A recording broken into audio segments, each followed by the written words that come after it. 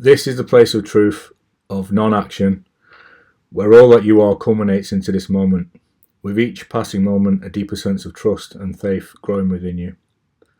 Letting go of the efforts of your mind and sensing the felt perception of your body. As we move into this meditation, this prayer, notice how the vibration of these words land within you, the resonance that is left when you receive these codes. You have permission to receive, you are worthy to receive this. I am infinite energy. I am eternal. I am love. I am free. I am sovereign. I am innocent. I am grateful. I am the stars. I am the planets. I am the web of space that connects all beings, all vibrations and all wavelengths. I am a creation of the all and the all at once. I am. I am what I am. I am blessed to be alive. I am blessed to breathe. I am blessed to be an infinite soul having a human experience. I am the mountains. I am the water. I am the fire. I am the air. I am the plants and the trees and the animals. I am creation and destruction. I am the darkness and the light. I am. We give Heavenly Father thanks and praises for his creation, and in the creation of my brother here and his heavenly daughter here, as we come together in this space to discuss spiritual matters and space upon him. I'd like to cover this space in the blood of Jesus Christ with the Holy Trinity and his help to make sure this is secure, protecting myself and my brother in his name. Amen. Heavenly Father, I thank you for today. God bless you. God bless your brothers and your sisters. Amen. Amen. Hello. I got some sensations then tingling around my head. My back was. Yeah. That's a very nice prayer. Yeah, that felt good. Yeah. So thanks for joining me, Amy. So we've obviously just had a bit of a chat before the recording, but just to introduce it. So this is a new series. It's the Souls That Wander podcast, and we're discussing the timeline of awakening in Amy's life and in my own life, and just basically going to go through it. And the intention of this is due to the fact of how many people are currently experiencing many stages of the process that we've already experienced and are probably yet to experience. And it's just with pure intention just to help other people. Knowing how much I've been helped by similar information that people have put out there. Like, the stories of other people have literally given me lifeboats to cling onto in times when I found it very difficult. And I feel like it's a bit of a responsibility almost for me to share the same thing. And then me and Amy got in touch with each other and had a chat and realised quickly that we've got the same intention and thought it'd be good to do something together. So yeah, that's the opening. So yeah, welcome, Amy. Thank you, and thank you for having me, and thank you for holding the space, because this was an intention I've had for a long time. I've wanted to podcast, and I can talk, and a lot of my friends and family know I can talk. So, and I finally found my voice as well. Yeah. So I think it's time that I did speak upon the events that have happened to me over the past 11 years now. But it is amazing how things happen, and it's amazing how people get picked up on your journey. So it's really nice to come along your path, to be honest, because we've only just clipped heels around Christmas time. Yeah. And realize these revelations are the same. So it's been really nice to just have the same vibration frequency and just crack on with what our intentions are, to be honest. Yeah. No messing. Yeah, that's it, exactly. No messing. Like, you can sense it's a good moment to move forward in a certain direction, can't you, when it comes along? And that's where we are right now. So for anyone like watching, we're going to go through it in a linear fashion because it just helps us. It helps a lot of people to kind of grasp it. But as me and Amy have said, the awakening process is definitely outside of linearity. But to put it in a framework which is a bit more easier for people to understand, we're going to kind of go through it in like human time, to for want of a better phrase. So yeah, it's like, I mean, it's as simple as like me going through different dates and seeing when things have happened. I've decided to start at a certain point. I think for yourself, Amy, yours kind of starts around 2012. Is that right? Yeah. Around the December period of 2012. Yeah. And something kind of happened with me, which I tie into a Dark Night of the Soul experience in 2007. So I'll start off there, shall I? And then we'll go into that. I've made some journaling points on it. And yeah, I was going to say, Matt, I just want to give a reasoning for this explanation of being linear. Yeah. Because of how the spiritual side will kick in as well. Yeah. The 3D and the 5D dimensions will come in, and this is when it will become non-linear, and when the spiritual happenings start to happen as well as the physical happenings. Yeah. And that's just a context builder there as well. So if we're referencing these things like 5D and 3D, it's just so people can understand this is coming from the non-linear perspective. Yeah. Absolutely. Good point as well. And Amy and I have invited each other when, if I'm explaining something and Amy sees something where this would be a good point to mention something, then we've invited each other to point that out in the moment, rather than waiting. Just anything that we see is worth mentioning. That's one of them things. That's something there, and so that's how it's going to flow, isn't it? So so bear with us. yeah, basically, yeah. No, that's good. So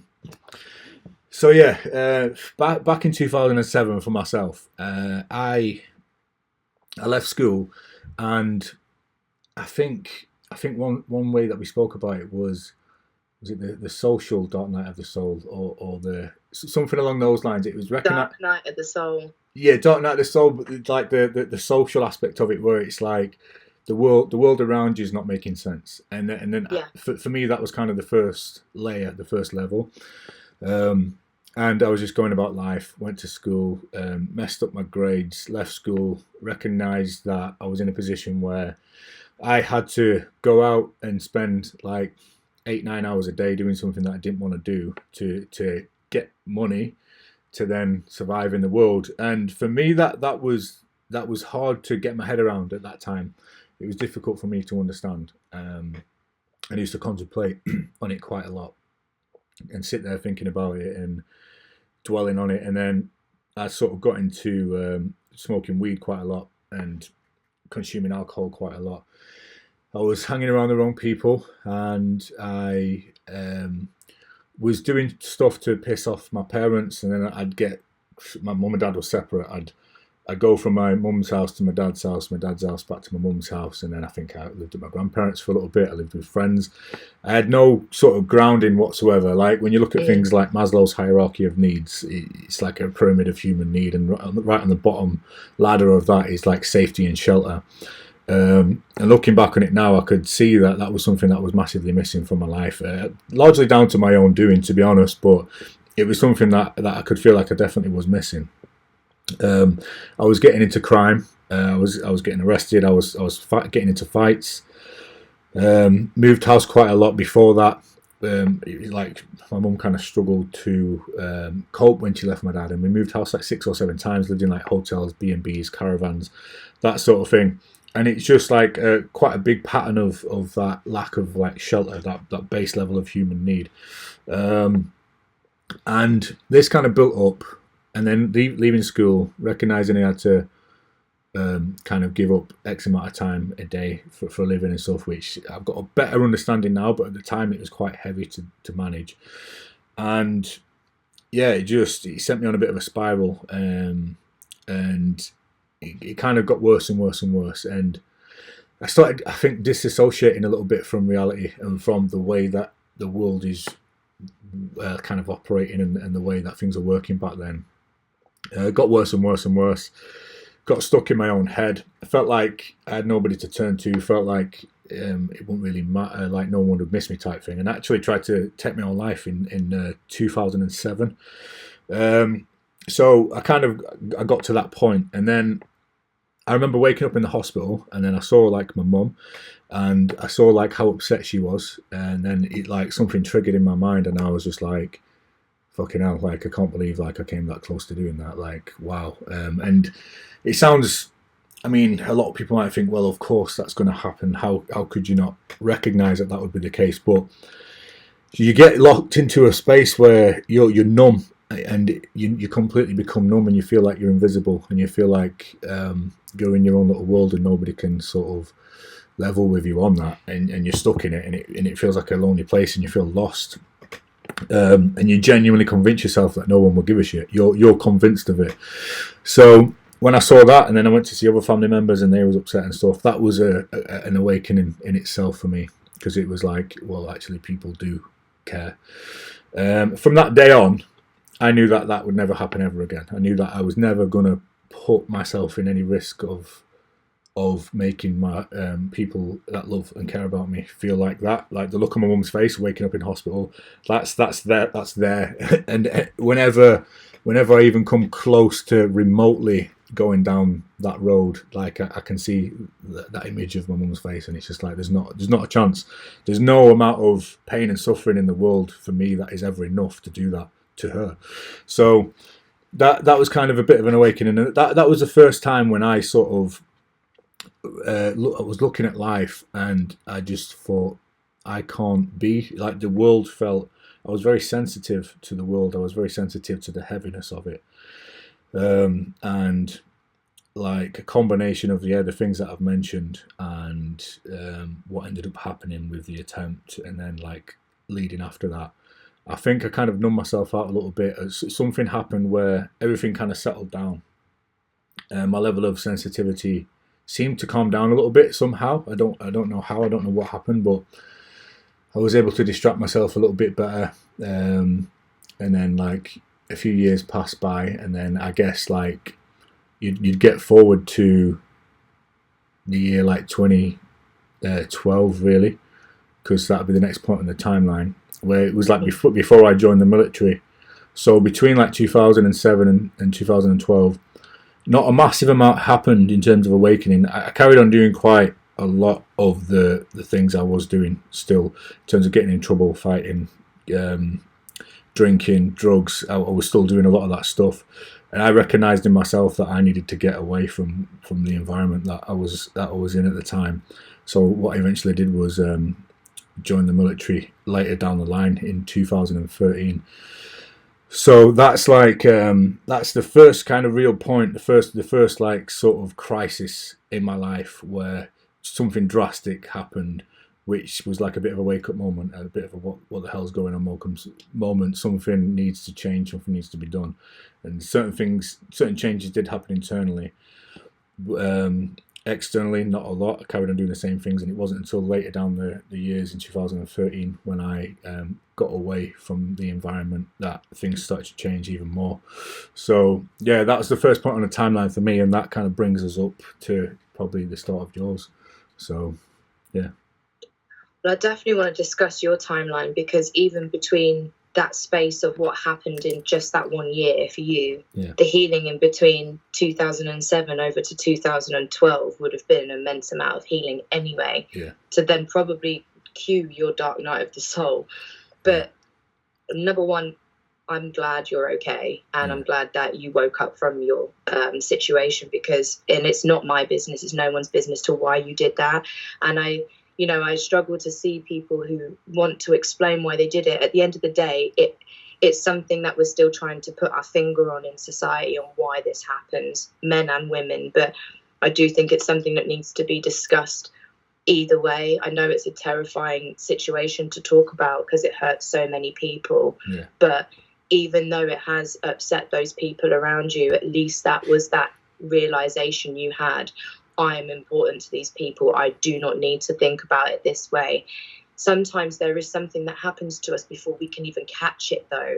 And when is it that we can catch that, even as a societal matter, because they can go on about, we need to catch men's mental health and women's mental health, but we need to be more vigilant as well. I think instead of being more shush and keep calm, carry on about mental health, it is just calling things out when they are. Someone's starting to dip down in themselves, we need to start calling it out, because we don't need those situations waiting for you to wake up at the hospital bed. Do you know what I mean? So it is also a space as well I think we should be able to talk about here. So, you know, because I felt you even struggling to talk and say certain things, like it's going to be okay to talk about this more fluidly one day. And, you know, I'll probably get choked up talking about some of my friends because I get it from the other perspective, but just also want to say and mention towards female and male mental health, it's something needs to be locked down and addressed now. It needs to be spoken about now because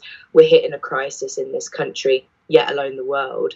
And I don't know where else we can go other than turning towards each other now. We need to reconnect with our communities and tell everyone, I'm not myself. How can I bring myself back, or how can we move forward? You know, having these strings, because there's certain parts of you there explaining there wasn't those people there. And sometimes I feel like I'm too much of a nan on some people, or I make sure people are okay too much, but I don't check in with myself at those points. But again, with mental health, I'm trying to do that, so I'm not going to trail off the wrong way. So I do get where you've come from, and I'm just so glad you're okay and you've been able to get through this and tell the story. So fair play to you there. No.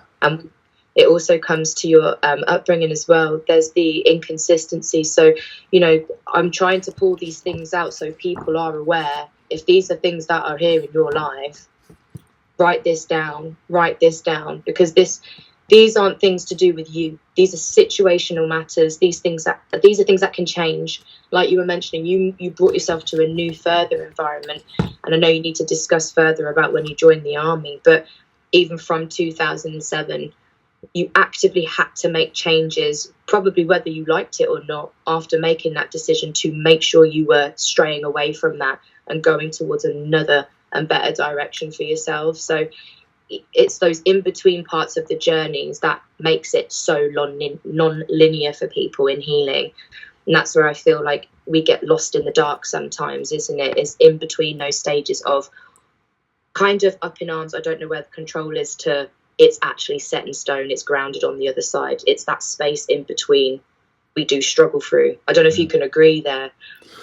Yeah, definitely. Like, and I just want to like touch on a couple of points that you made. I've just made some notes here. When you spoke about like we need sort of, it needs to be addressed now. Like it's not like at some point in the future we'll look at it. Like you say, just talking about it's helped me reflect on a certain number of red flags that I would say. Like if somebody withdraws and steps back and isn't seeking help, but you sense that something's off, that's when to speak to them. Because I've got members of my family, younger members, and when they're upset, they'll go to their mum and they'll show emotion, and they'll say I'm struggling with this, and they'll have those moments and stuff, and that will happen. I wasn't doing any of that. I wasn't doing any of that. Whether it's I felt like I couldn't, or whatever, or whether I didn't feel like there was space there, or I tried in different ways and it didn't feel reciprocal. Whatever it may be, that's what you need to watch out for. You need to watch out for when do they feel like they can talk to you. The people that you're concerned about, that you feel like might be going down a little spout of not feeling themselves. Do you look at them and yourself, and do you think they feel like they can talk to you? That's an important thing. Like how open is the space for communication between you and that person, and what are you doing to nurture that channel of communication, because that's so important. Amen. And it's something that needs to be kept alive, and it's an active involvement. It's not just they're this person in my life, so they should know. No, it doesn't work like that. You need to have an active involvement in keeping that channel of communication alive, because that's the lifeblood to a lot of people, and it's a sacred thing that you've got to keep alive. So I just wanted to say that. Yeah, and that's a great point. Communication is key throughout all of this process. And again, I think that makes it, again, non-linear, because people don't like to communicate properly anymore because of the age we're in. And, you know, even with the conversations we've had, it's just been so back and forth, so fluid. Yeah. It is so nice to be able to just pick up people and have these conversations, because these things need to happen more. And I think when you can have these conversations with people who maybe you don't know, and there's that non-judgment, you're then able to have that confidence a little bit more of a lift to go and speak to your friends and family about it. Because, you know, in speaking from personal experience of mental health, you do have shame, guilt of putting that energy onto other people as well, what they must think of you. It's all low vibrational feelings that you feel, but you do feel them. They're not invalid. They're still there. And if anything, they eat away at you. And it's, again, addressing the monster in the closet and saying, look, we know you're there. It needs to be addressed. It needs to be dealt with. And that communication is key. As much as it takes you, even if you have to cry first and blubber like for half an hour, and then you say it, it doesn't matter how it comes out. It's been said. Yeah. So, yeah, I am onto your point as well. I think it's a great point. Communication is key there. Yeah, absolutely. Yeah, some really good points there. So thank you for bringing those up. And yeah, that's exactly it. Feeling like you can just talk. And another thing you kind of mentioned as well was, so between the 2007 to joining the military, like what happened in between, and like you are right, you know, there was things that did happen. What did I do? Like I joined the gym, and I got in like an enjoyable job. Like the job I did, I actually quite enjoyed, and it was constructive, and I was able to kind of be creative in it, and I felt like I had value in that job. Like I felt like I was contributing something valuable, and yeah, like keeping fit as well, right, really helps too. So there's just a couple of things that really helped me, but I can go into more of them like another time, or make like a separate video about that, because yeah, for now I just want to stick to like the timeline of big things happening. But yeah, so, and the point that you made before I started addressing these points, yeah, I totally agree with that as well. Like I agree with what you said and how you put it, and I think that's an important thing for people to kind of recognize as well. So yeah, I think the way that this goes is so non-linear. People have to be ready to just mess the puzzle up and refit it again. Like that's literally how it works. And even if it does cause strain to people's lives, once that strain's lifted, it will be for the best, if that makes sense. Yeah, of course. Yeah, totally. Yeah, once it's out in the open, it's like sometimes when you're approaching an uncomfortable conversation with somebody, like you've got so much tension in your whole body, and your whole body will feel so uncomfortable. There's so much tension there, and it's like, it's like an invisible barrier that you've got to break through, and the tension builds and builds and builds until you're approaching it. And sometimes you'll be like, no, I'll run away from it instead of having the chat. And then the tension like doesn't go away; it's still in your body, and it's not until you speak out what it is that you need to communicate that tension will begin to lift, and then you'll start to feel better. And then the thing that's the like issue or whatever it is that you need to talk about will start to dissolve once you start to speak it out, basically. Yeah, exactly. And I think as well, connecting to, you know, if people are related to clearing their chakras, if you're going to talk chakras, when you're wanting to address something with meaning, intention of positivity and, you know, clarity, especially to someone you love, you approach that from the heart space and a throat chakra, right? So if you're pulling yourself away, you are going down to your root.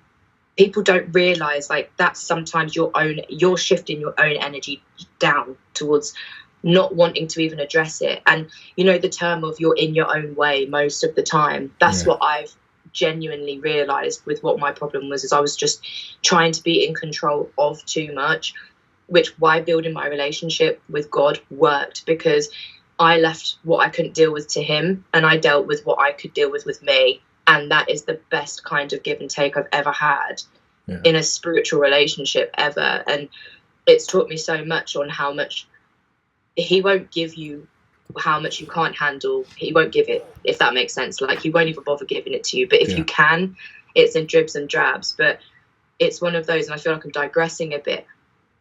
You have to sometimes give it to the universe or give it to something bigger to release yourself from your current situation, because it can be too much. It can be quite daunting. And it is, again, the non-linear side. It's an ugly process, basically, isn't it? It's not pretty.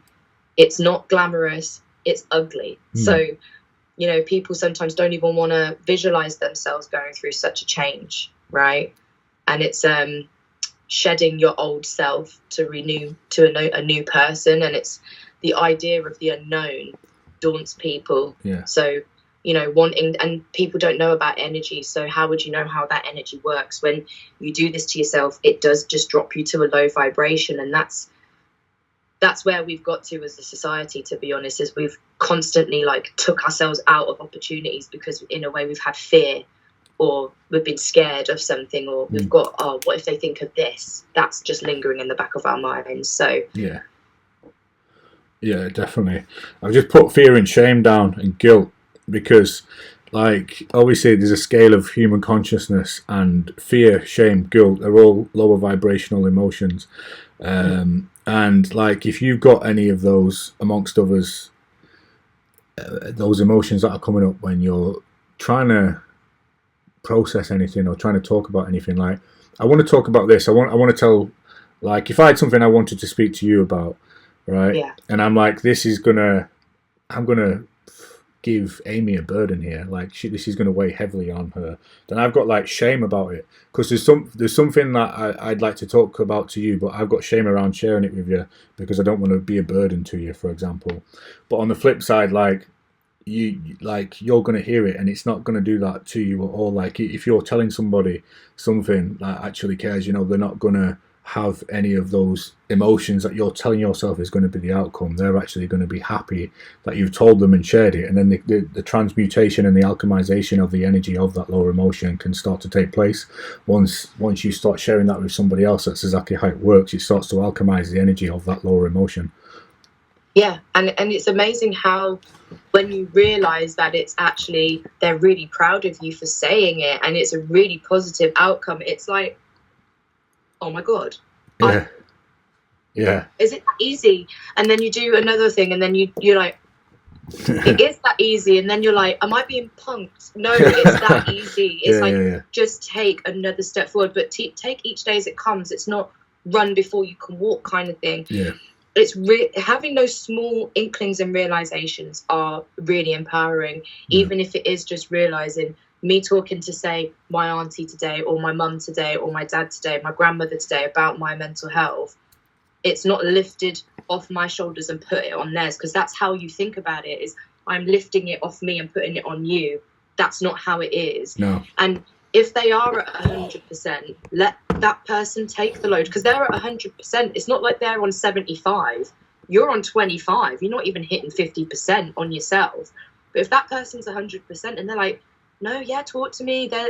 I think some people are so worried about what the daunting part of after, but it's unknown. So how do you know? Yeah. Do you know what I mean? Yeah, definitely. And I've had to sit there and say that to myself so many times. Like, how do you know though? And it's like, I don't know. There you go. And then it's like, okay. And I think being optimistic as well. Some people hate optimism. I've heard a few people say, oh, I hate optimistic people. I'm like, that's strong. Yeah. Why do you hate optimistic people? I had a situation with my uncle at Christmas, and he said something, and it was like he was jealous I was dealing with things so positively. And it's like, well, no, we don't always have to shadow what we've been through as the front-facing advert of us. Like, yeah. You know, we've had stuff happen. But that's not, you can get to know that when you get to know me. When I've taken a few masks off, that's when you can see those. But if you are going to show yourself to someone brand new, you're going to really put that on your poster of come and see me. Yeah. I'm this, like low vibrational is, I'm a semi-balanced human, but I've got some baggage. Okay, that's fine. We can address that later. There's ways of approaching it, and it is a choice. Yeah. You can choose how you approach this. Yeah. I was approaching it from a very low vibrational state for a long time. Yeah. And I chose to shift it, literally. It's like the wheel in tarot, turn it around. Yeah. It makes a huge difference. It really does. Yeah. I think you said to me on one of the voice notes, like, you said things can shift overnight. And I was like, sat there and I was like, they actually can. Like, this thing what we're talking about now, it's not, you ain't gonna like sit there and think, okay, right, so I'm gonna make this 5-year plan, and then at the end of it I'm gonna be able to see things differently, or I'm gonna be able to process things differently. It's like, it's as simple as an altered perception from the one that you've been viewing life through the whole time. It's just like everybody. Exactly. It's like everybody's got a lens of perception of which they're viewing reality through, and you can just shift that at any moment, and everything looks different.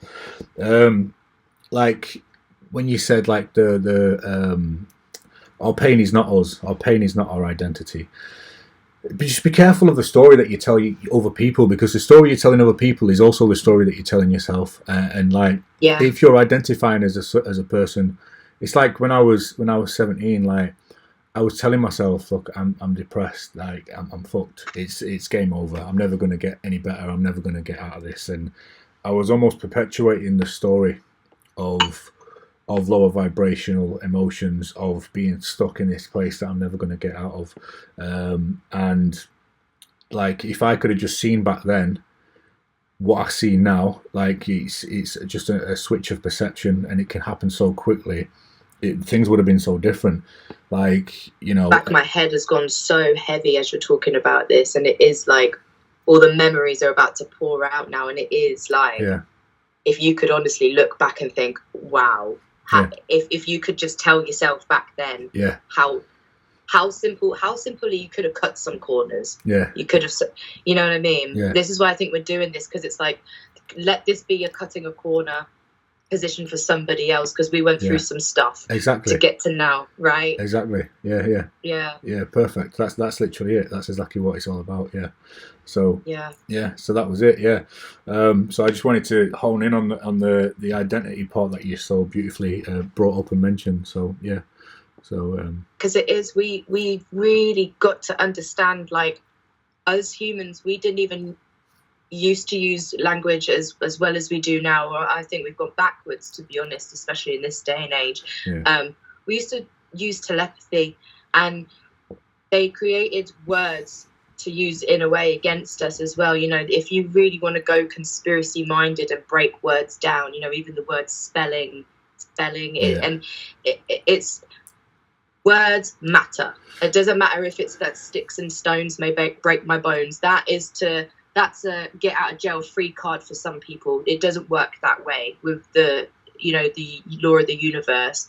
If you cast something upon yourself, someone, it is a hex, spiritual hex. And if you are in looking through the eyes of God, he even tells you to use your words wisely. It's like, you know, kind of articulate with meaning as well. Like, you know, it's the power of the tongue. It's like, you know, in a way, we're like dragons of breathing fire. It can be detrimental. Like, words can literally tear some people apart. And you have that term of sticks and stones break my bones, and all of these old wives' tales to kind of, in a way, dumb us down, of not even thinking of what we say before we speak. And we've put our foot in it, basically. You know? And I'm to blame for so many times I've gotten myself into trouble by not thinking before I speak, or the way I've spoken to myself.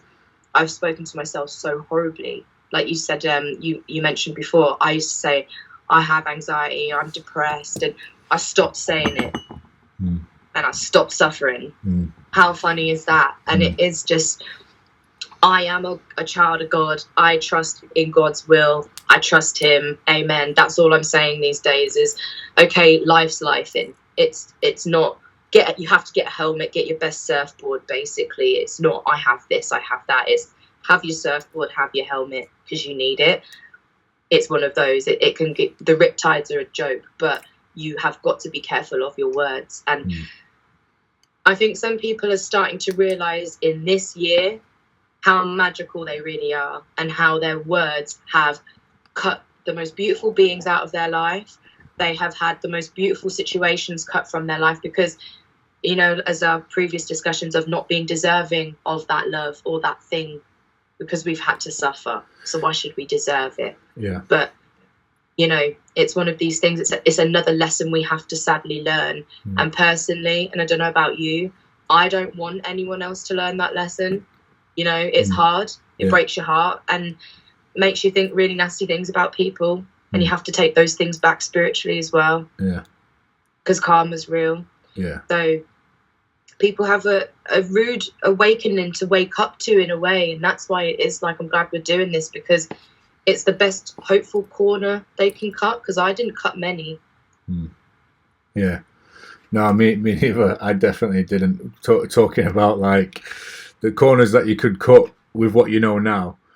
Like, yeah, it just could have been so much more straightforward. I could have saved my time. I could have saved myself a lot of suffering, a lot of pain, a lot of heartache, Yeah. lot of misery for not just myself but people that care about me as well.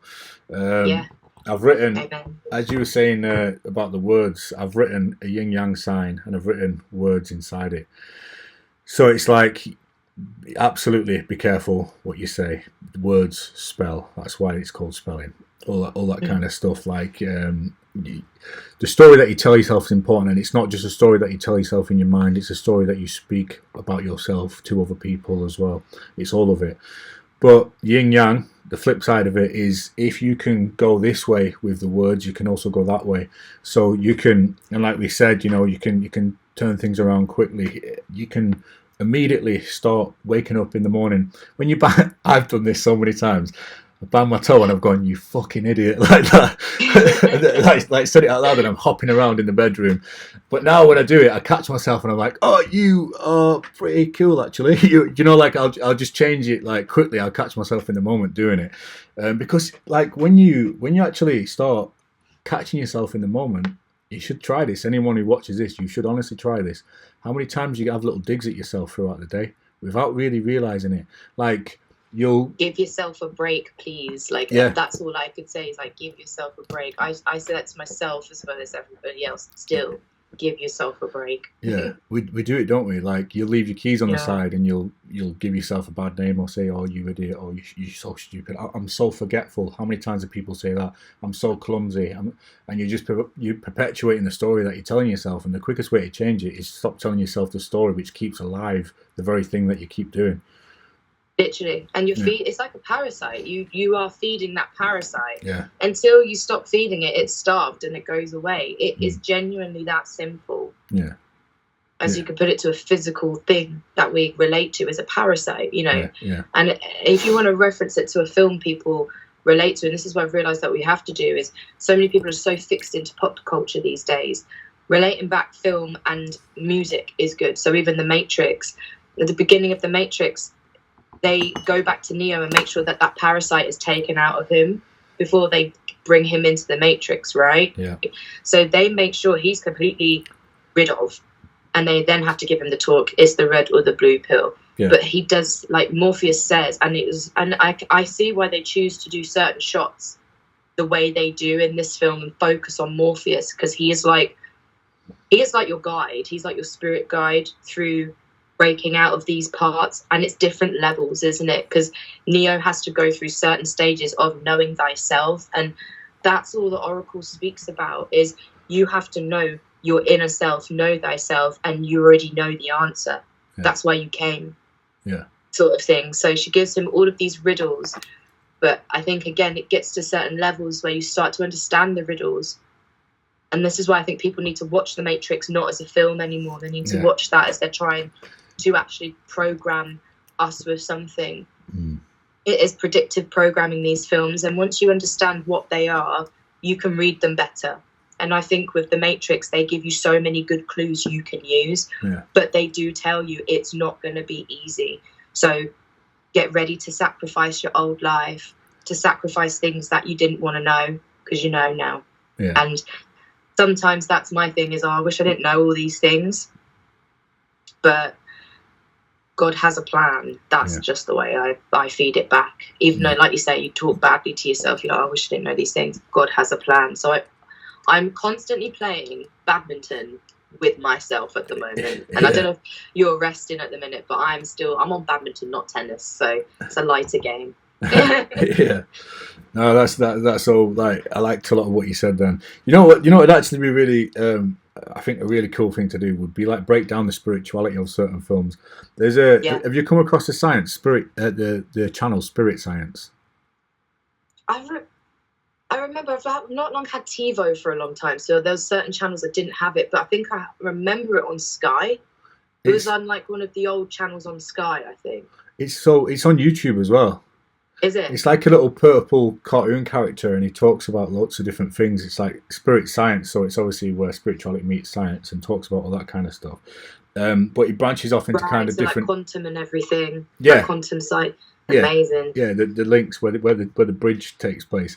But he breaks down the spirituality of certain films, like he does. I think he does Lord of the Rings, The Matrix, and stuff like that. But that'd be really interesting for people to go dive deeper on some of this stuff, and it'd be something we could look to do as well at some point. But yeah, I would love to do that. Yeah, the spiritual side of most films, I would love to, especially even Avengers. Avengers would be very interesting. Yeah. I've not actually seen any of the Avengers, but I've been told that you now, with your perspective, you'll go, oh, and that's meant to reference as well Mockingbird, Operation Mockingbird, Project Bluebeam. There's loads in there, but the reflection of why they're doing it is crazy. Yeah. And that's why it's like having the lens to see all these things. You can turn around to your mate and say, oh, there's this, can you see that? And they're like, I don't know what you're even looking at. Yeah. And I've realised it is a perspective thing. Like, you know, it's, I don't know what it's enhanced, but it's enhanced something, because I can see it, but some people can't. Yeah. So definitely. That's when it makes you think you are crazy, but you're not. No, I made like a video about this in terms of your bandwidth of perception. I just think expands when you start going through an awakening. Like, obviously, sensitivity is your ability to sense things, and you sense things through your sensory organs, your five senses.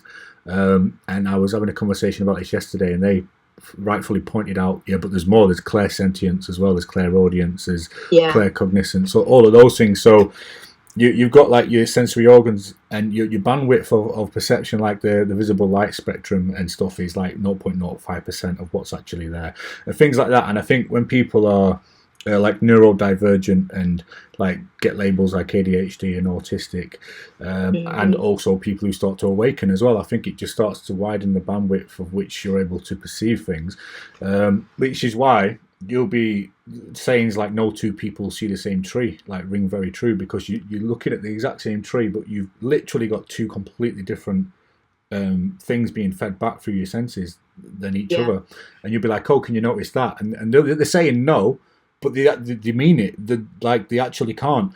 And then sometimes, like, if it's a certain person, they'll actually, like, I'll talk to people and I'll be like, I'll say, oh, you know this about that, and not only do they not believe you, they'll almost try to mock you for it as well. And then they get the phone out and start Googling it. I'm like, and I start going, oh, you Googling it, are you? Yeah. All right, okay. Yeah. I'm like, the fact that you trust a machine and not your family member says a lot these days. And that's where I'm like, we're in a crisis. Yeah. You trust AI, but then you don't trust AI. What are you guys going to do? And I'm also at that stage of like conspiracy mind. So for the audience, I'm a conspiracy theorist or a truth seeker, but everything I have seen to have whistleblown has happened. So especially to my friends and family. So it is these things, these awakenings do bring hindsight and insight into what happens around us as well. You can see when certain things are about to happen, especially with these celebrities, with all the Satanism, with all the growing up to the top of the ladder and all that jazz, with the House of Cards falling down. This has all been spoken about since my awakening in 2012, 2013 time. So, that's it, and like the future proves past, doesn't it, with all of this kind of stuff? Everything's kind of getting to a point where you'll see stuff being put out there as truth now. All this has been revealed, and like 5, 6, 7 years ago, people like yourself and people like myself as well, to an extent with some of it, we're seeing that in certain areas and going, oh wow, I kind of can believe that. I mean, it seems a bit out there, but you know what, I wouldn't be surprised. And then it goes from that to I'm probably like 80% sure that that's probably actually true. And then further down the line, it's like, no, I'm convinced it's true. And then further down the line, oh, it's proven that it is an actual fact. There you go. There's the evidence. So exactly. So it's a bit, and then when nobody around you can see it the same, it's kind of a bit of a thing, because it's like, but then you learn to trust this more than anything else out there, because you've got this inherent trust for it anyway. But when it gets proven to be right time and time again, it just builds that trust even further, doesn't it? And if you can't trust it in your heart, give it to God. That's all I've realized. Yeah. I'm like, just take it off my hands. And I really have had to learn that level of surrender. I'm like crying. I don't know what to do. I'm literally looking around and I'm like, just take it off my shoulders. And I don't think you have the capacity to realize when that's lifted off of you, to when you've calmed down and realized it's gone. It's a really weird process of how it's lightly lifted from you. And I genuinely, like, if I was awarded anything this year, I would thank Christ in himself, because he's took so much off my shoulders.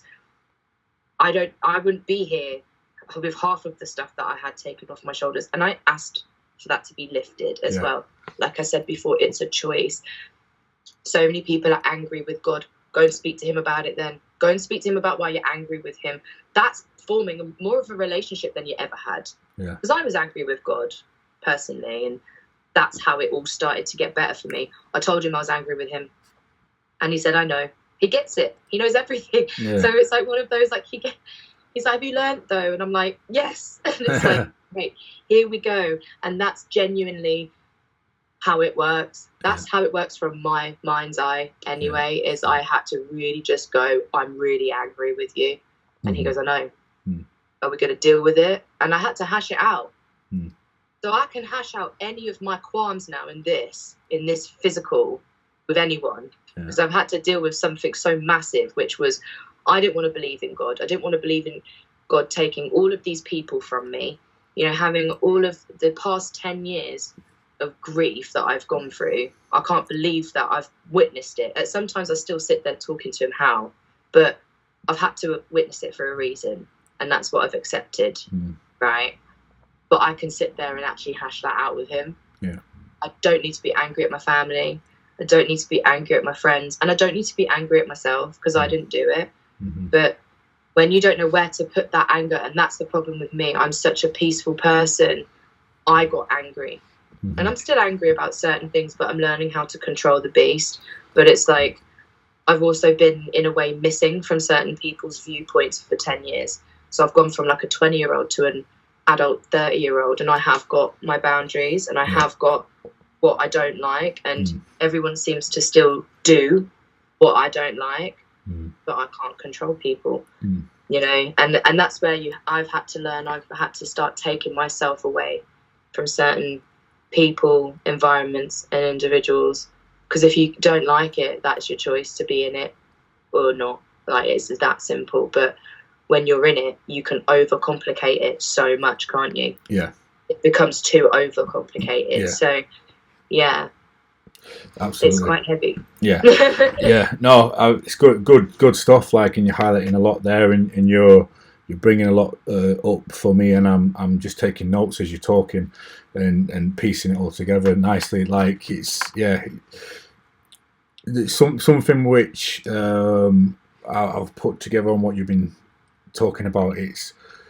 I watched something called Samadhi, which is it's like a state of complete and utter absence of ego, but absence that the ego, like an awareness, it's absence of ego, but it's also not even aware that there is an ego in the first place to be absent from, is like kind of a way to explain it. And it's like, so the egoic construct, it's got all these little bosses, and it's got, one of them's wants you to feel guilty, one of them wants you to have self-doubt, one of them wants you to go and do this self-destructive behavior, and it's just trying to pull you left, right, up, down all the time.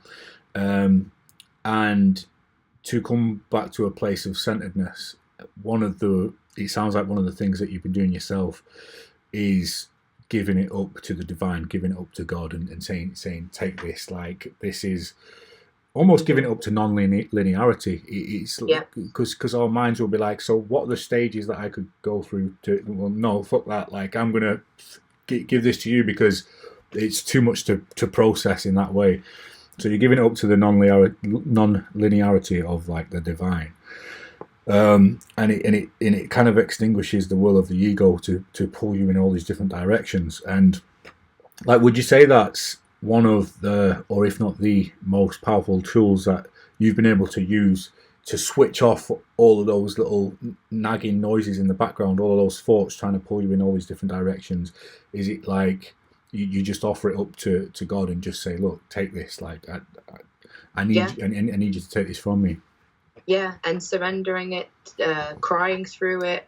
You know, there's certain worship songs that I've found, and I can put them down as recommendations as well. And basically, they're the things that took me out of this and put me in the side step. So this could like be dealt with, but also it's a really hard place to be when you're stuck, but you don't want to hurt yourself, but you don't want to do anything. It's like you literally are paralyzed. It's like paralysis. And you don't know where else to do, to go or do. So you lift it and you give it up. Yeah. I have like no holy depiction of who I give it to. I give it to something though. Yeah. And it's like, you know, when I listen to certain songs, there's this song called Jireh. And a line of that is, I will be content in any circumstance. So that's like, you have to put up with what you've got, basically. Yeah. It is what it is, like for the now to get to where you next need to go. And it's kind of also celebrating you've realised you've gone wrong. How can you fix this? Understanding if you've had to change something when you've got your family and friends around you. They're the ones cheering you on in the 3D, but sometimes that still is like, it's not quite processing, if you know what I mean. Yeah. But you can even listen to worship music, and it's like, the only way I can explain it is like a vibration matching. Mm-hmm. And you are taking it out of a linear perspective, because you're focusing on your energy field rather than your emotional field and your physical field, if that makes sense. Yeah. Because my energy's been tampered with. Like, I feel like with everything I've gone through, I'm a target for just, you could shoot me with a hex and that's it. Yeah. But when I think you're listening to like worship music, or even just this one song I've listened to 16 times on repeat to just make myself feel better. Yeah. And it's just even that, like, it's one of those I've realised I've got a soul that will go, okay, throw me on the floor, but I'll get up again. Yeah. Like, I won't give up. And even though I feel like giving up, I won't. But the only way I've realised that is through God and giving him that. He's been able to clear the pathway of all of my stuff by giving it to him. Yeah. And a lot of that's material, to be honest. Mm-hmm. Like house, people, you know, things, you know, even a mobile phone. It's like, I don't even want these phones anymore. I want to get one of those flippy phones, like an old Motorola, because why not? You know, when we're so disconnected. Yeah. But I feel like with giving it to God, you have space then in this realm to sort what you need to sort out. Because when you're very spiritually connected, it is all happening up here, then the mental, and then the physical. It's too overwhelming to handle. Yeah. And that's basically what I've been in a year of overwhelmment, because I've had too much going on all at the same time. It's been like a sensory overload, if anything. Yeah. That, like they say, like behind every strong person, like is a story that gave him no choice. And I'd be interested, like, to progress now, if you feel like you'd like to and you've got time, and start moving towards that 2012 timeline now, because it'd be interesting. Like, you're obviously very sort of spiritually calm, and like you're able to process things in a certain way. The lens that you've developed throughout your life gives you an ability to withstand a lot of like turmoil in life, and a lot of people can learn from that, of course, which is why we're doing this. So I'd be interested now if we can start going into the story of where it started for you, if you feel like doing that, and the things that happened that gave you the starting points of the strength that you have today. Okay, so 2012, I had a dream. My auntie was holding my shoulders and she told me my cousin had died. And I woke up and I just got on with the rest of my life. And then around the 12th of December 2013, my cousin died, and I actually had that conversation in real life. I was sat in my bed that night and I was genuinely in shock, because I knew it was going to happen, but I didn't realise how soon. And that, even saying that is like, to me anyway, that's what blew my mind. I was like, I dreamt seeing that, and it wasn't seeing my cousin die. I was being told he was dead. And that was basically the start of like running away from stuff, because I was like, what on earth's that? Ran. And also I felt God come and comfort me that night, and I told him to literally get gone. I was like, how could you do this to me? This cousin, he'd not long lost his brother to suicide 5 years previous, and my brother and I had actually adopted him into our circle because he was on his own as a sibling. So yeah, it was like my big brother lost my big brother, and then short of 5 months later, I was literally waking up at a music festival in Cornwall, and my granddad had passed away, and it was from the same side of the family.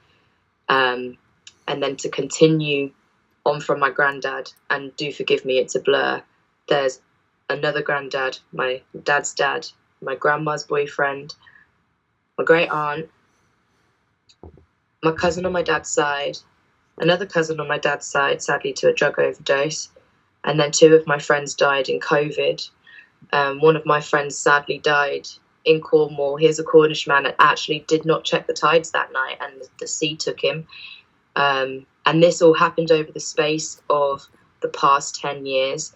And sadly, but surely, it wasn't until COVID in 2020, when my friend Tilly took her life, that woke me up from the bereavement I was struggling from the previous deaths, which were all, if you like, natural causes, cancer, heart disease. I don't think they're natural causes personally, but that's another conversation. Yeah.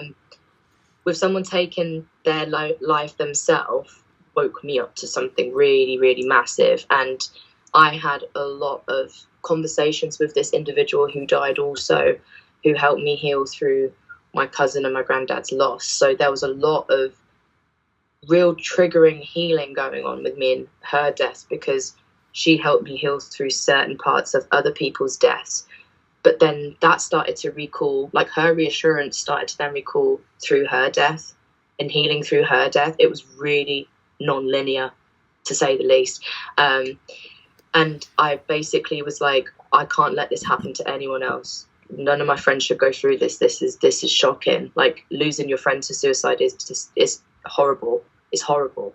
And 5 months later, one of my friends sadly lost her best friend to a similar, not similar way, but suicide. And it was just knowing the pain. And my friend I know is still going through that pain to this day. That was her best friend. And, you know, there's things with, you know, when people have children and the children ask about where those people are, that's got to be the hardest part. And I don't have to hear that all the time. But, you know, I've sadly had to watch, you know, mothers bury their children and fathers bury their children before them. And it's quite traumatizing.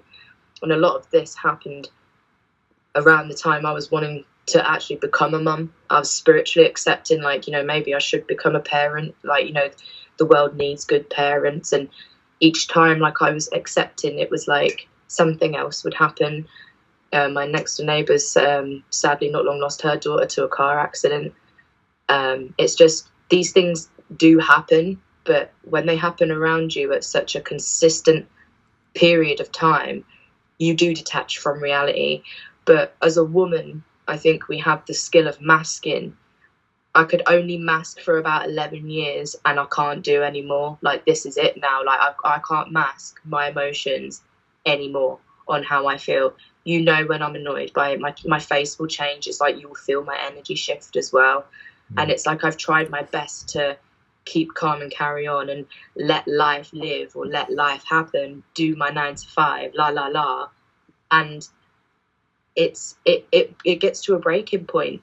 And I'm glad I'm a woman in a way, because if I was a guy, I could have blacked out and beaten somebody up and not realised what I've done. You know, you can get, and like I said earlier, I have anger in me that not a lot of people should see. It's like I've managed to tame a certain beast. I don't drink alcohol for that reason. You know, I enjoy alcohol, but there's a lot that I've seen of myself that if other people saw that, Lord have mercy on them. It's one of them. I wouldn't want them to look at me after, because they'd be like, who was that? Because it's not me. So it's all of these things that are coming up that I've repressed just to get on with life. And it's the worst thing you could possibly do, is silence yourself from the truth of what you've gone through. Talk about it and get through it, because I should have gone to some other people to talk about it. But, you know, when your family goes through the loss as well, you have got to be mindful with how you deal with things, because everyone's emotions are all over the place. And I've had to learn so sensitively on not punishing myself, but come on, Amy, you should have been a bit more sensitive on how you communicated that. You should have been a bit more mindful about how you said that, because they're going through the same loss as me. But I realised how selfish I became, as well as angry. And, you know, in a way I hate labels, but it's good to label these things because then you can change it. And I started to realise that I'm a really good, soft woman who could become a really nasty, brittle woman if I don't change myself. Even if a man will break my heart, I'll still pick myself back up again, because I have had my men in my family do that. I don't have any malice of them breaking my heart, but in a romantic way, they won't break it like I've had my heart broken before, if that makes sense. Like, and I think if you could cut me open when I die, you would see that my heart is probably broken, because I felt it. I felt my heart rip apart before. And it's because I've realised that love is like the biggest vibration we can feel. And I've had to just sit with that and sit in my heart space. And it doesn't matter about the bad things, and it doesn't matter about missing them in person. I love them, and that's why I've been hurting for all these years. And love is painful, and that's like something we're never told, of how painful love can be, and that's when it's taken away. So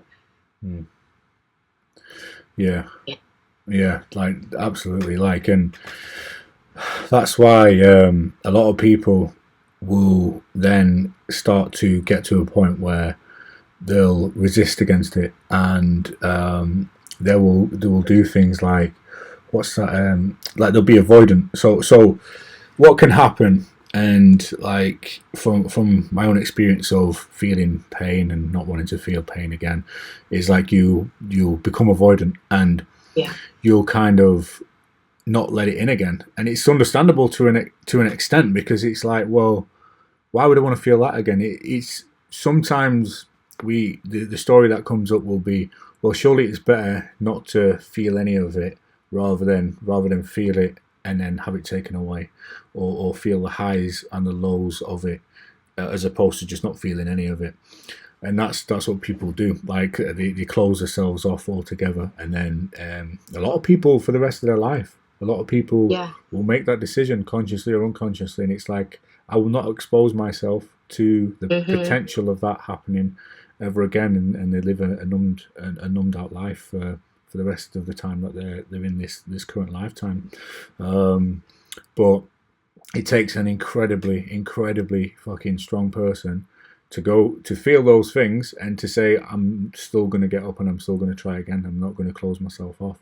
And people can be like forgiven for like getting to the stage where they're like, I'm done. That's it. Like, I'm not going to expose myself any further.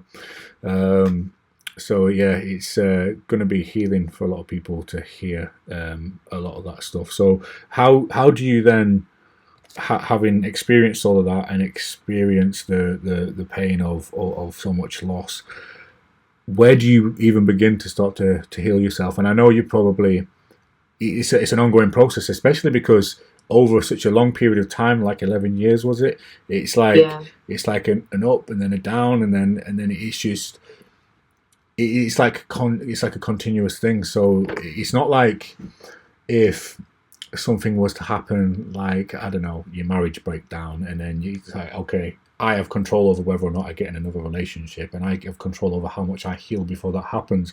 When it's family members and loved ones, it just happens, doesn't it? And you're still recovering from the first one when the next one happens. So like how do you? Because I'm sure, I know, like there's going to be a lot of people who can completely relate to what you just explained. Where do you begin to try to manage that and heal from it, and to open yourself up again to be vulnerable and allow stuff in once more? I think the one thing I found myself always doing, and I'm still doing it to this day, is music. And I have spiritual discernment of knowing, I understand there's certain music that's casted on, and, is with the Satanism, that's all in music these days. But, there's music which I can discern. But there are songs that literally explain people who I've lost, or they've shown me at a time when they felt low. Like, we'll take my cousin, for example. He was a huge Metallica fan, massive Metallica fan.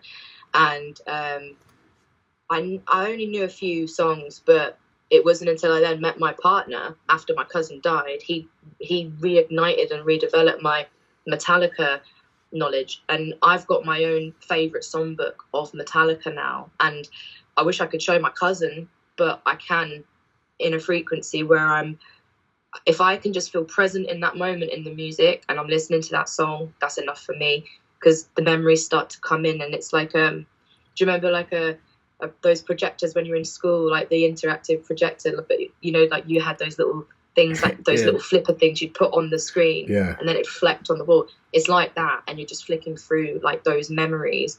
And I play a little bit of guitar, and I'm trying to learn myself bass. That's an homage to my cousin, because he spent so much time, patient, long hours trying to teach me how to play guitar. I still try and teach myself. I'm not great at it, but I'm still playing, and I'm learning a new instrument which is similar. But God, what a responsibility. He would have laughed at me knowing that I'd do this. But it's just doing those things that, they would have loved it if I'd have done this. Or it's kind of honoring your gifts to them in a way of like, I'm doing this for them, and it's not just for yourself, not just for those family, because they can see it in a way where they're a part of you. And that's what I've realized is you run away from yourself in grief because you are reflections of those people as well. The hardest thing is you've just got yourself, and sometimes you get fed up of seeing that. You want to see that other person. Music, when my granddad died, so my granddad who passed away first was my white granddad, and then my Caribbean granddad passed away after.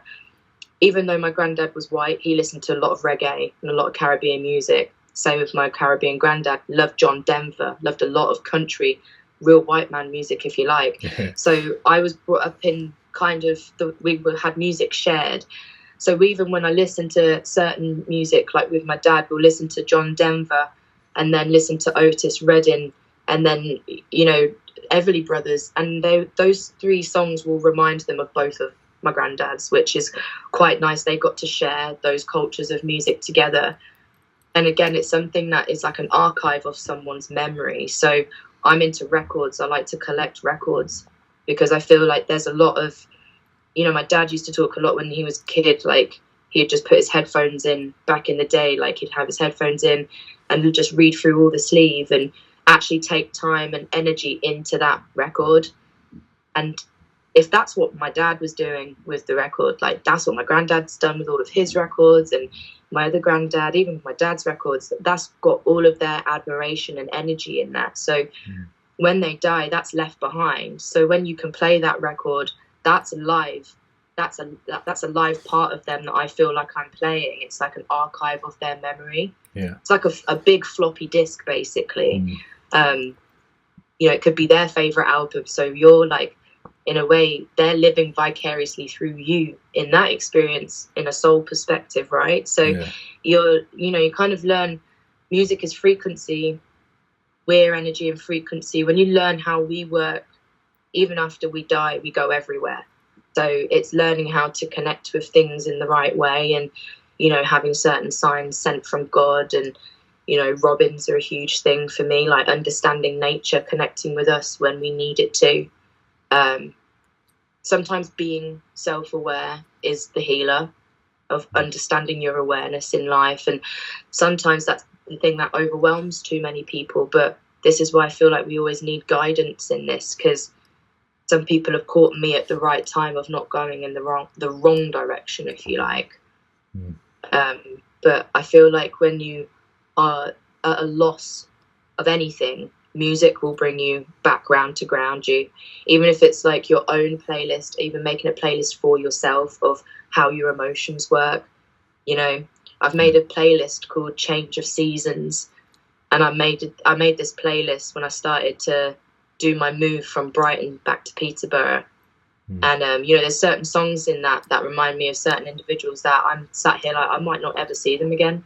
And that makes me really sad. But it's like, you know, people go, oh, you know, why have you been so upset about your move? And it's like, you don't even see the half of it. Like, you know, I've tried to be as private as possible. And, you know, I don't need to sit and cry on social media to prove I'm upset about things, you know. And I have emotions. But, you know, there's people that I knew for nearly all of my 20s that I thought were my friends. They weren't. You know, there was individuals that I didn't think would hurt me. God, they nearly finished me off. It's a good job I moved. Yeah, because it got to a point where I was even the anger in me. If I'd have saw them in the street, I think I'd have blacked out regardless of if I was male or female. Because the way I look at it is how the audacity of you, when you are when you are going through certain things, you wouldn't want to hurt anyone. You don't want to make anyone feel the pain you feel. And when you're like talking to your family and friends, when they say, how do you feel? Sometimes you want to grab them and squeeze them. It's like, it's not even close to this, but you don't want to feel it. It's not even explainable. But, you know, there's some people who I thought, no, I'm good. I'm good with you. Spiritually, like, finished off. And that's when I've realized, you know, some things work through people they don't even know about. And that's why we have got to be really cautious about who we are, how we speak to people. And it doesn't matter how much death I've seen and how much bitterness I feel towards it. I'm always going to stand in I'm not going to be a nice person anymore. I'm going to be a kind person, because that's nice with boundaries. And I've realized being nice can sometimes get you walked all over. And I'm sick of that, because you will see it in my face. And like I said, there's no more masking for me anymore. I can't mask anymore. It's impossible. So, yeah. Music. Music is the best, I think. I think music, like you said, music can transport you back to a snapshot in time, can't it?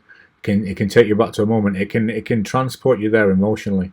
So like whatever you felt in that moment, through listening to that music, it's almost like you're transported there, and you're feeling everything that you felt in that very moment in time, which is why it's like such a beautiful, powerful medicine, isn't it? So, and I remember just touching on music. I remember like I was listening to this spiritual awakening playlist that I just come across. I think someone shared it in one of the group chats that I'm in, and there's this one song in there, and I don't know what it was about this one song, and it just healed so much stuff between me and my mum.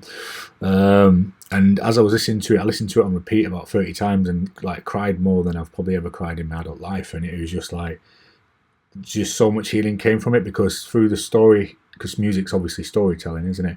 And as this story was being expressed by the woman who had such a beautiful voice as well, singing this song, it was just keying in like loads of memories, and like this is why that happened, and I forgive this and stuff, and off the back of it, I ended up writing like this message, and like got it printed off and posted to her, and from that she got loads and loads of healing from that as well. So it can definitely cause like such great healing for people come music. So I'm glad that you said that, because it's not one that I think of when people ask me, when I'm talking to people, what's good for healing, I'll be like breath work, regulating your emotions, meditation. Music is because of the energy field we're in, it heals it. And it's this, I think it's not just music, it's the resonation of instruments, resonation of certain vibration from instruments. So from bass, even the bagpipes, you know, piano play, how you can have the piano play and you can hear all the treble and the bass in it. And,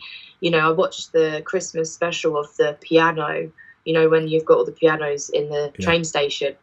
And there's some people who are just so amazingly classically trained at the piano, and there's just people stood around them and they're playing, I don't know, a classical piece or a pop piece, but people are crying. It's hit people at a certain, do you know what I mean, at a resonation, and understanding how music works around you. It's, you know, if you're wanting to be in an uplifting environment from being in a low vibrational state all morning, listen to reggae. It's a high vibrational music. There's percussion in there. There's everything in there is resonated for high vibrational state. So it's also picking and choosing your battles with music, because you could feel sad and then you listen to Stop Crying Your Heart Out too many times and you really are depressed. But sometimes you just need to listen to No Woman, No Cry, and it's okay. You know, it's that sort of melancholy, like not going into too much sadness, but melancholy, you know, even like a bit of Billy Joel. Billy Joel got me through all of summer. Like, you know, I big up Billy Joel. I've never really been a Billy Joel fan until now, because that man's voice got me through some really difficult times at the middle of this year. And, you know, you have resonations with certain artists who you didn't even think you would like, but they speak to you at certain moments. You know, Carole King, you know, these sorts of artists that have words. Like you say, music is storytelling. And I think we've got music these days that we don't express ourselves properly in music these days at all. We're either covering someone's song, an amazing song, we're covering it, putting a trance or track beat or a whatever beat, and girls are now becoming all rappers. There's no beautiful angelic bird-like voices like Eva Cassidy. You know, there's no one singing us to healing. You know, there's a song called Time is a Healer, sang by Eva Cassidy. If you've never heard that song, listen to that 10 times on repeat. You'll be fine. If you listen to Doja Cat, you won't be fine. It's those sorts of things. They're different vibrations and they affect you differently. So if you need to heal, you know, even find something that makes you heal. If you don't like it, you'll probably learn to like it because of what it got you through. You know, 100%. Like you mentioned, like the vibration of it as well. And so I think my mum told me recently the C string on a guitar, because I've got a guitar as well and I'm like learning to play too, and the C string apparently is the same frequency of the heart chakra, 432 hertz, I believe, is the frequency of the heart chakra. So the actual C string on a guitar, as you play it, it resonates at that frequency. So it's like, it's literally healing. It's not just the words, as you just mentioned. It's not just the words and it's taking you back to a memory and it's telling you a story of healing. It's healing you on a frequency level as well.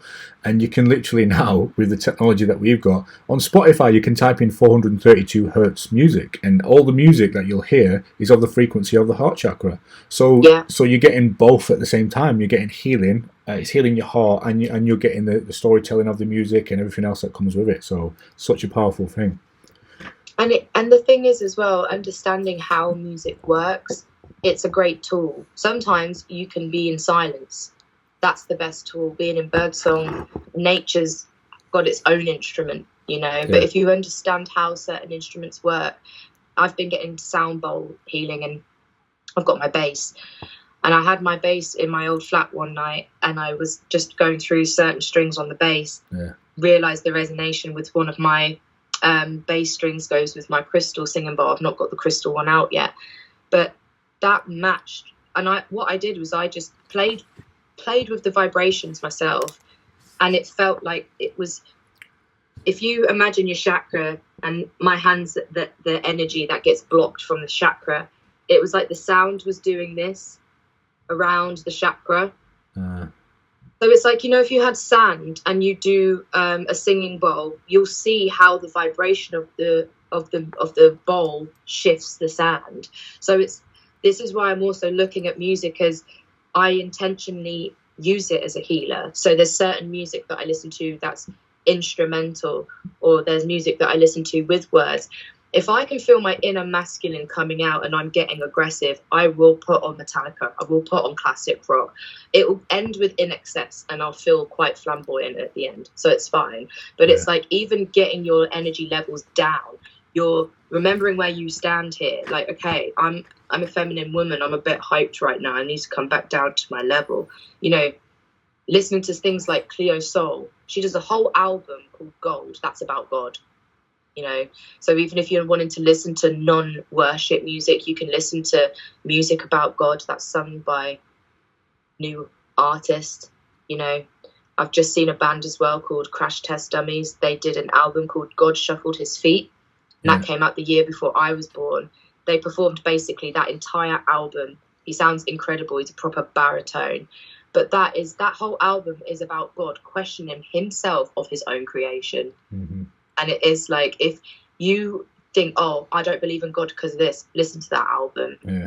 Because he'll make you not want to believe in yourself, because he questions his own actions in that album. Yeah. Like, even how can you make a duck quack? He asks himself, how did I do this? Yeah. How did I do this? And it's, you know, sometimes we don't even realize our own power. Yeah. So when we become familiar with it, music does tell us this as well, you know. So when you are healing as well, understand how healing works with energy and your energy field, because our aura gets damaged on a day-to-day basis, especially with 5G and stuff. But it's understanding. If I always reference it to God of War now, you know, with the son who's not told he's a god. And his body starts to like attack himself, basically. Starts to kill him away because he doesn't access his power at the time he's meant to. And when he reaches his power at a certain point of his age, his ego leads it. So this is why I think it's important we're doing this again, because if you don't know, how could you know? How can you access it? How can you change these things? Also, if you do find out at the wrong time, your ego can lead you the wrong way.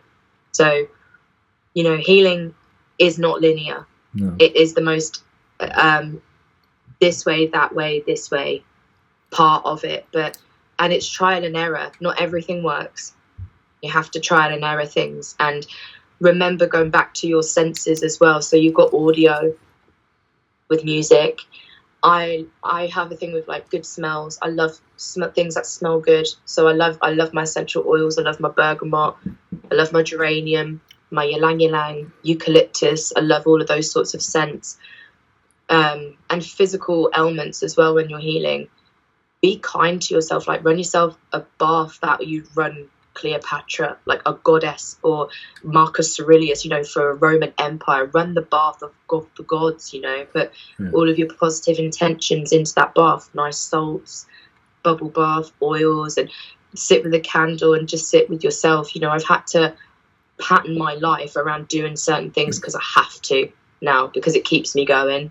And that is, you know, having a cheeky spliff at the end of the night or across the morning. Who cares? Have my cup of coffee whenever I want. You know, at the same time, I could not wake up tomorrow, and at least I can say I'm happy from where I was. You know, that's another part of your healing, is remembering where you were and go, I'm happier. That's all right. That's better. You know, of course, giving yourself that pat on the back. I've moved forward. Like, I've done a bit of progress, because sometimes we don't give ourselves that credit either. Yeah, definitely. Like, as well, and when you said, you mentioned earlier getting in your own way, and then you also mentioned with the bass guitar, and it's like moving away this thing that's stopping the healing, accessing your chakra. Receptivity is a big thing, and the level of your receptivity is down to you. And it's why healing's non-linear, because like you might come across a certain healing modality that somebody else comes across, and because of their sensitivity and receptivity to that healing modality, they're able to access the full power of it and get the benefits from it, whereas somebody else might not be, because they're blocking themselves from it because of where they're operating from, the stories that they're telling themselves, the lens that they're looking at reality through, the words they're using against themselves, that kind of self-talk that they're giving themselves, the self-doubt that's creeping in. So like, in terms of that side of things, that's one to try to remain conscious of throughout the day for anyone who's kind of listening to this. It's like, you've got to remain. Joe Dispenza puts it really well. It's like, if you don't become conscious of the unconscious, it will rule your life and you will call it fate. So you'll be like kind of unconsciously playing out patterns of behavior, patterns of thought that you've learned in early life from your environment, like everybody does, and you'll just be sleepwalking your way through life, and you'll be sleepwalking your way away from gifts, away from blessings and stuff, because you're not receptive to them at the time, because you're unconsciously blocking yourself from it. So for like the magic to happen of the healing of a lot of things that you've said, it's important to make sure that you're receptive to it by addressing the parts of yourself that you're not consciously aware of, that are unconsciously blocking you from being able to receive those things. So that's an important one, and that's again tying into it, things can change in a day. It can change overnight. You can do these things like checking in with yourself on a daily meditation to try to tap into, and journaling as well is so important. And the combination of meditation and journaling, I would say, is quite a good thing to do, because you can journal on what came up in the meditation, and then you can meditate on what you journaled, and you just kind of follow that pattern, and over time you're able to spot patterns, and then patterns tell you how you're unconsciously showing up in the world, and then you can start to change it, because once the unconscious becomes conscious, you've shone the light on it, you can begin to transmute it and make those changes, and it's those little baby steps, one at a time, every day, that are going to eventually change your life and completely course correct you, and 6 months down the line you're going to look like a completely different person to what you would have done if you'd have carried on the same trajectory that you was before you started making those little minor changes.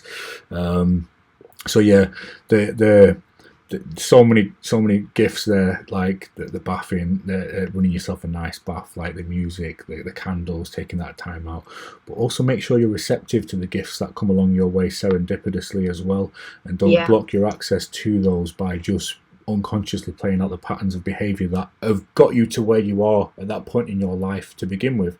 If you've gotten to a point where you're like, I'm not really content, I'm not really happy with where I am right now, to a large extent you've kind of got yourself there, so it's like, how are you going to go about stopping that perpetuating any further, and stopping that cycle where it is, so you're able to start off in a new direction.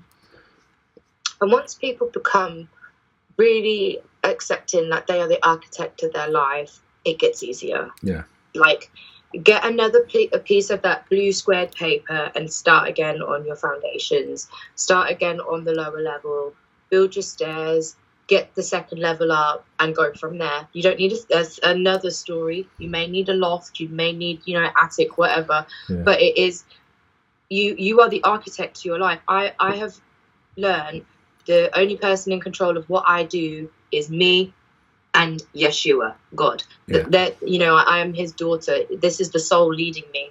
And when you realize you're a soul living a human experience, you have the upper hand when you know that, because you can just ask the higher power as well.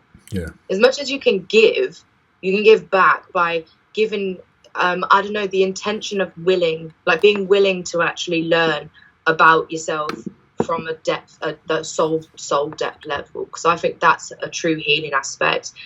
You learn you're deeper than you realize. You're not surface level as a person, and you can go deeper in yourself. But I think for some people, it's like they see that's only an outer thing, like taking ayahuasca. Or I can only go deep on myself if I take ayahuasca or if I do Cambo. I'm gonna be honest, I don't think I'll ever do ayahuasca. I don't think I'll ever do Cambo. I would much rather go through my awakenings inwards and naturally as possible with God, because when you're adding those sorts of things, you do not know what door you can't reopen again, and that's what does scare me. Some of the doors you have to close when you're going through this awakening, you can't open again, because once it's closed, you have to move on to the next door. But sometimes you've got to go back through those doors, and if you open yourself up to these things you're not ready for, it can be at a detriment. So it is taking each day as it comes, focus on yourself, not the outer. Do you know what I'm trying to say? Because how a lot of people are going, I feel like I'm having a spiritual awakening, I'm going to go to South America. Don't do that. Go within. Don't go to South America yet.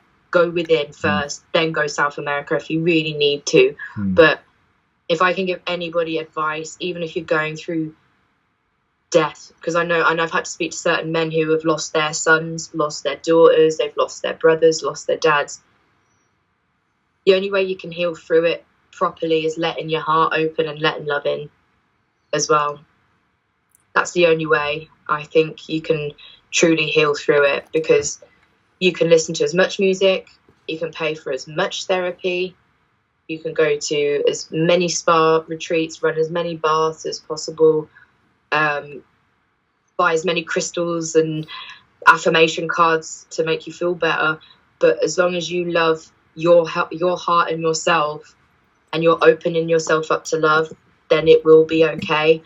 That is sometimes the biggest thing someone doesn't want to do.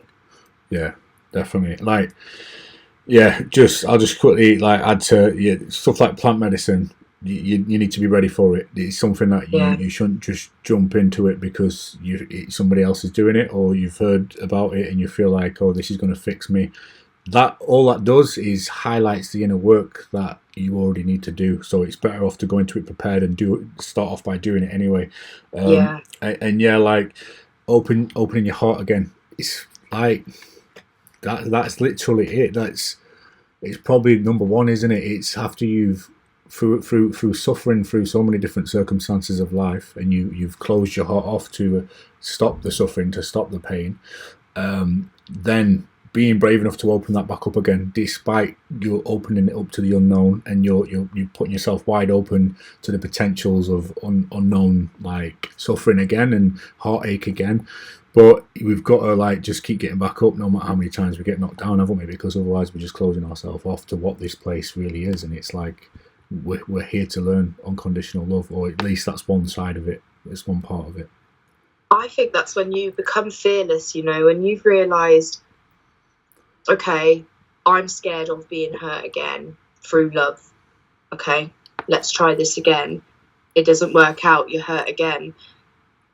Okay, each time the heart tears, another lesson is learned, and it is how you heal through those relationships, right? So it's like my healing with my ex-partner and I, one thing, we could not stop arguing in our relationship. It got very toxic. Both sides was semi-abusive, right? It wasn't us. We were embodying parts of ourselves we didn't ever think we would embody. And that's when we knew we weren't right for each other. But because we'd spent nearly 7 years together, it's a long time. The one thing my ex-partner feared was losing his best friend. And, the one thing that I've realised, the one thing we need to stop doing in relationships, especially when we're breaking up, is breaking that friendship like it was nothing. We used to love that person, love unconditionally, do anything for. So when you break up, this is why people have abandonment issues. This is why people have trust issues. And, I've met certain men and they're telling me certain things about not being able to open themselves up. And I can't comprehend it as a woman. I'm like, I don't understand why you can't just open yourself up to it. But, some people can't be hurt again like they were, and I understand that now. At first I could be like, oh, you bastard, oh no, oh fuck you, no, I didn't go through it. I've gone through my own pain, and the pain that I have gone through recently, it cut deep. Like I said, some of these people nearly finished me off, but I know it wasn't personal to me. It was actually personal to them, which genuinely breaks my heart more for them, because it's like, how could you do that to yourself and me? That's two people you've hurt, and you didn't even want to hurt yourself first time. Now you've hurt two people, avoiding being hurt. So if we know that's the case, that's knowing. We know that's the case. Go to the unknown, please, because if we don't know what the unknown is, that's got to be better than that, surely. Do you know what I mean? Absolutely. It's like, if you have hurt yourself and that person, either way, you should have just entered the unknown, because you might not have had either of you hurt at all. Could have been actually smooth sailing. And I think the anticipation of the unknown scares people more than they realise. And I think, it's not necessarily, oh, you need to go and jump out of an aeroplane to feel that level of courage. It's just being honourable to yourself and brave. That's it. And just go for it. Jump through I don't know if you've seen Stranger Things, but, some of the, not upside down, but, when she was in that black matter room, and it was basically the nothingness. It was the room of black matter. I find myself in that sometimes, and that's like a void in between different realms. And I think when you're in that, you have a choice. You can either go down further, or you can raise yourself back up. When you catch yourself in that dark black void, it is like, I choose love or hate? It is that simple. Whether people go, oh, well, it can't be that simple. It literally is. Don't. And I feel like I'm going to go, don't piss me off, because I've done it to myself. Don't piss me off, because it is that simple. Yeah. And I think, you know, when you go through this level of healing, you really get to know parts of yourself you never, ever thought you'd get to know.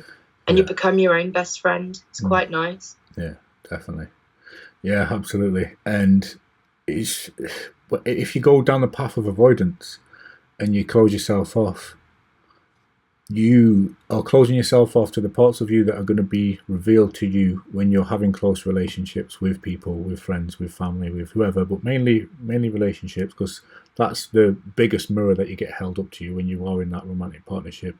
And you need those parts of you to be revealed. And like, obviously you've mentioned some matches are going to bring out the worst in you, and like it probably is important to see bits of that. So, but it's also important to recognise when that's run its course as well. And then you go into the next one, and then at least you're, again, coming back to the unconscious. You're conscious. It's not something that's unconscious now, because you're consciously aware of it. So you can catch yourself in the moment, in real time, when that comes to the surface, and you're able to not allow it to creep in and creep up on you and have an effect on that current relationship. But yeah, like, I reckon we've got some good coverage there. I reckon that's probably like a good time to sort of like bring that one to a close. And and yeah, I'll stop recording that now. If you're happy with that, or if you've got anything you'd like to add before we do that. I think before we finish recording, let's close with a prayer. Yes. So we've finished protecting the space and ourselves and the audience as well, whoever is watching. And just if anyone is watching, thank you so much for your time and patience. Yeah. I really appreciate it. Yeah. And from me, thank you as well to anybody who's been watching and got to the end, especially. And thank you to you, Amy, as well, for doing this first episode and getting this new journey up and running. It's been really, really good, and it's gone better than I thought it could have done. So, yeah, I appreciate it. I'm so excited to see who else this can attract, who else can end up becoming a part of our path, because there's certain pathways that are joining onto one big one, and I'm like, I can't be surely the only one walking on this big road by myself. And then you came along, so it's going to be slowly but surely. I hope that more of us come along and we can start to reconnect with ourselves and heal together, because I think that's the most important thing, and heal with God. So but yeah, I can just close off the prayer if you'd like. Just close off the prayer with the blood of Christ and finish off the circle of fire if you'd like. Yeah, please do. Yeah, so dear Heavenly Father, thank you so much for your guidance and watching over us today as we discuss these spiritual matters, that they are in depth and they are serious, and then we are putting ourselves in vulnerable situations. But our Heavenly Father, we do this with love and compassion. We do this with courage, with bravery and honourability to our fellow brothers and sisters in a time of need. God bless my brother Matthew, and God bless you, Heavenly Father. Please cover us in the blood of Jesus Christ until we go to sleep tonight. Thank you and God bless. Amen. Amen.